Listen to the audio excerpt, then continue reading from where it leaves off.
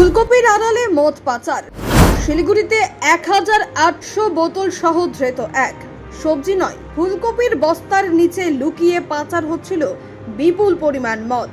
শনিবার সকালে গোপন সূত্রে খবর পেয়ে শিলিগুড়ির চম্পাশাড়ির প্রধাননগর এলাকায় অভিযান চালায় আবগারি দপ্তর।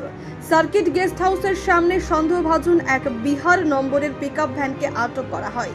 জিজ্ঞাসাবাদে চালকের কথায় অসঙ্গতি মেলায় চালানো হয় তল্লাশি।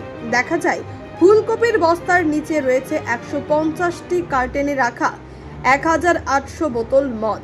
বাজার মূল্য প্রায় 41,75,000 টাকা।